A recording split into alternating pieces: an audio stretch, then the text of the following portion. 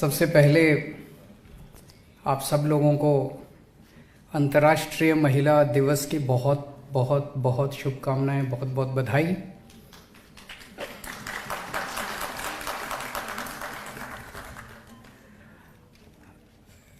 आज जिन लोगों को अवार्ड मिला है उन सब लोगों को बधाई, लेकिन मैं समझता हूं कि आप लोगों से मिलके जितनी एनर्जी हम सब लोगों को मिली है वो बयान नहीं कर सकते।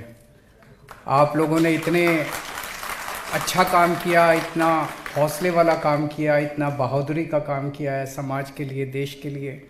हमें अब सब लोगों के ऊपर गर्व है और आप लोगों से मिलके हम लोगों को बहुत आज ऊर्जा मिली है। मैं दिल्ली महिला आयोग को बहुत बहुत बधाई देना चाहता हूं, जिन्होंने दिल्ली महिला आयोग को इतना वाइब्रेंट बनाया है। जैसे अभी स्वाति जी कह रही थी कि इनके पहले, हमारी सरकार बनने के पहले जो दिल्ली महिला आयोग था उसने 8-9 साल में 1 केस किया था और इन लोगों ने 5 साल में 1.25 लाख केस किए हैं। तो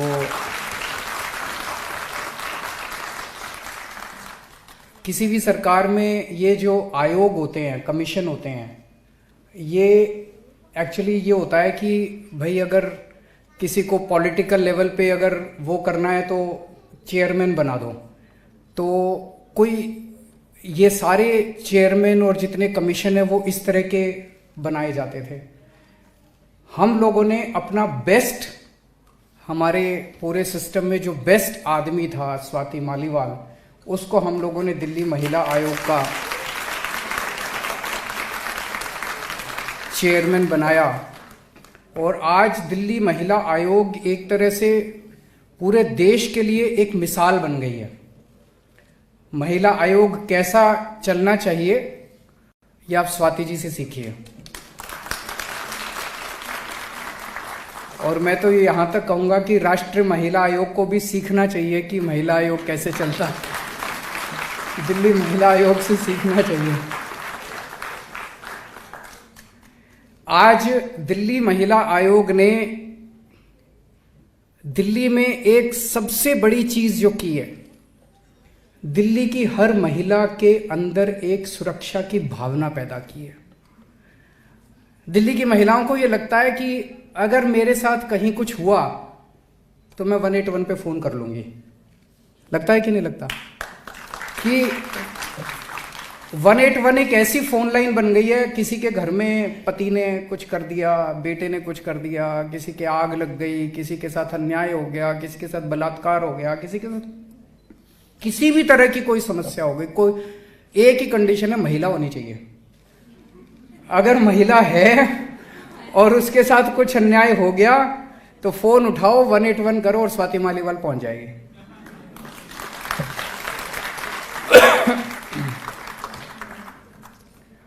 तो मैं समझता हूं कि दिल्ली की लेडी सिंघम है ये। तो एक बार लेडी सिंघम के लिए जोरदार तालियां बजा दीजिए। आपने देखा होगा, वीडियो देखे होंगे किस तरह से ये जहां पे नकली दारू बेची जाती है, वहां पे बड़े बड़े 30 मार्खा वहां पे जाने में कतराते हैं कि यार कभी कुछ हो ना जाए। ये पहुंच जाती है वहां। जहां पे बड़े बड़े क्रिमिनल मिलते हैं, महिलाओं के साथ गलत काम कर रहे होते हैं, मैंने देखा था वहां पे अंदर पता नहीं कितने कमरे थे, अंदर घुस के और सबको, महिलाओं को बाहर निकाल के लाई थी, महिलाओं को रेस्क्यू किया था पर्सनली। कौन करता है? तो एक तो जिगरा चाहिए और एक भावना चाहिए कि मुझे कुछ करना है, देश के लिए कुछ करना है, महिलाओं के लिए कुछ करना है। वो जब भावना होती है तभी ये हिम्मत निकलती है। हिम्मत यहां नहीं होती, हिम्मत यहां होती है। आज दिल्ली में हमने 2 काम किए हैं महिलाओं के लिए। एक उनको सुरक्षा देने के लिए जो भी बन सकता है हम कर रहे हैं, और एक उनको अवसर देने के लिए। महिलाएं ये नहीं कहती कि हमें कुछ स्पेशल करो, महिलाएं ये कहती है हमें बराबरी का अधिकार दो, और बराबरी का अधिकार देके देखो हम आदमियों को पीछे छोड़ देंगे। सुरक्षा के लिए हम लोगों ने कई सारे कदम उठाए। सबसे बड़ा कदम तो भाई दिल्ली महिला आयोग को जितना हम सशक्त कर सकते थे अपनी तरफ से सशक्त कर रहे हैं, ताकि दिल्ली महिला आयोग महिलाओं की रक्षा करे। दूसरा, पूरे दिल्ली के अंदर सीसीटीवी कैमरे लगाए हैं। आज आपको ये जान के ताज्जुब होगा कि पूरी देश नहीं, पूरी दुनिया के अंदर सबसे ज़्यादा सीसीटीवी कैमरे दिल्ली में हैं। और ये मैं नहीं कह रहा, कोई अभी अंतर्राष्ट्रीय मैगजीन में छपा था, वो पर स्क्वायर किलोमीटर कितने सीसीटीवी कैमरे, न्यूयॉर्क से भी ज़्यादा, टोक्यो से भी ज़्यादा, लंदन से भी ज़्यादा, पेरिस से भी ज़्यादा, सबसे ज़्यादा सीसीटीवी कैमरे दिल्ली के अंदर हैं। और एक मात्र 3-4 साल के अंदर हुआ है, ढेरों सीसीटीवी कैमरे। इससे गलत काम करने वालों को डर लगता है कि अगर हम कोई गलत काम करेंगे तो पकड़े जाएंगे। हाँ, थैंक यू सो मच। फिर पूरी दिल्ली में जगह जगह स्ट्रीट लाइट्स लगवाई है। हमारा मकसद था कि जितने डार्क स्पॉट्स हैं, वहाँ गलत काम करने का मौका मिलता है अपराधियों को, जगह जगह हमने सीसीटीवी कैमरे लगाए। बसों में मार्शल्स हमने नियुक्त किए, आज मार्शल को हम लोगों ने सम्मानित किया। और इस तरह की कहानियाँ बहुत सुनते हैं हम। मार्शल्स जो हैं बस में बैठे थे, बस में महिलाओं के साथ छेड़छाड़ होती है, महिलाओं के साथ गलत होता है, कई बच्चे भाग रहे होते हैं। इतने सारे मार्शल्स की कहानियां हैं कि किस तरह से उन्होंने महिलाओं की सुरक्षा की, किस तरह से उन्होंने बच्चों को बचाया, बच्चे घर से भाग रहे थे उनको उनके घर पहुंचाया। मार्शल्स हम लोगों ने लगाए हैं। तो एक तरफ हम महिलाओं को सुरक्षा दे रहे हैं और दूसरी तरफ महिलाओं को अवसर देने की कोशिश कर रहे हैं कि अगर महिलाओं को अवसर दिया जाए। सबसे बड़ा उदाहरण है, जब स्कूल में बच्चे पढ़ते हैं, हर साल आप अखबारों की जब 10वीं और 12वीं के नतीजे आते हैं या कोई भी बोर्ड के या एंट्रेंस एग्जाम के नतीजे आते हैं, सबसे ऊपर क्या लिखा होता है? एक ही हेडलाइन हर साल दर साल होती है, महिलाओं ने और लड़कियों ने मारी बाजी। हर साल लड़कियां बाजी मार के ले जाती हैं। पढ़ते हैं कि नहीं पढ़ते हैं? कभी ऐसे पढ़ा है लड़कों ने मारी बाजी? कभी नहीं होता, हर साल लड़कियां ही बाजी मारती हैं। तो अगर बराबर के अवसर मिले तो लड़कियां हर चीज में बाजी मार के ले जाएंगी। उस क्षेत्र में पहले दिल्ली के भी सरकारी स्कूलों का बहुत बुरा हाल था, जैसे देश के अन्य हिस्सों में। दिल्ली में भी बहुत सरकारी स्कूल बहुत खराब थे। तो गरीब आदमी के घर में खाने को नहीं होता, तो वो जब डिसाइड करना होता है, एक लड़की है और एक लड़का है, तो वो सोचता है यार मैं पेट काट के किसी तरह से लड़के को पढ़ा दूं, और लड़की को कहते हैं तो घर में ही काम में लग जा अपनी माँ के साथ। तो एक तो वैसे ही गरीब, और उस गरीब घर की बेटी। तो सबसे बड़ा सशक्तिकरण का माध्यम जो है वो शिक्षा है। अगर हमने लड़कियों को पढ़ा दें तो आधे से ज़्यादा सशक्तिकरण तो वहीं हो जाता है। आज दिल्ली के सरकारी स्कूलों में जो शिक्षा व्यवस्था इतनी शानदार हुई है, उसका सबसे बड़ा नतीजा ये है कि गरीब घरों की बच्चियों को अच्छी शिक्षा मिलने लगी है।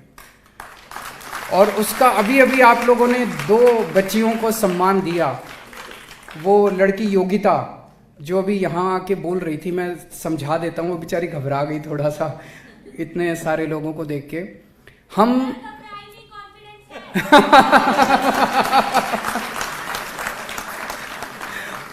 बहुत अच्छा बोली, बहुत अच्छा। एक बार जोरदार ताली बजा दीजिए सब लोग उनके लिए। हम 11वीं और 12वीं क्लास के बच्चों को, जो बच्चे बिजनेस करना चाहते हैं, हम एक भावना ये पैदा कर रहे हैं बच्चों के अंदर कि ग्रेजुएशन करने के बाद हमारे बच्चे नौकरी ढूंढते फिरते हैं। बीए कर ली, बीकॉम कर ली, एमकॉम कर ली, फिर और पीएचडी कर ली, और फिर नौकरी ढूंढ रहे हैं और नौकरी मिल नहीं रही। हम बच्चों को ये कह रहे हैं हमें नौकरी ढूंढने वाला नहीं, नौकरी देने वाला बनना है। हमें बिजनेस करना है, बिजनेस करना सीखना है। तो वो अंदर बच्चों के अंदर ये भावना कूट कूट के भरी जा रही है दिल्ली के स्कूलों के अंदर, सरकारी स्कूलों के अंदर, और उनको इनकरेज किया जा रहा है। वो कैसे किया जा रहा है? तो बच्चों को कहा जाता है भाई आप सोचो क्या बिजनेस करना चाहते हो और बिजनेस आइडिया लेके आओ, और ये हर बच्चे को 2-2 हज़ार रुपये देते हैं। 2 हज़ार रुपये तो कुछ भी नहीं होते। और फिर बच्चे इकट्ठे हो सकते हैं। मान लो 5 बच्चे इकट्ठे हो गए तो 5 के मिला के 10,000 रुपये हो गए। 10 बच्चे इकट्ठे हो गए तो उनके मिला के 20,000 रुपये हो गए।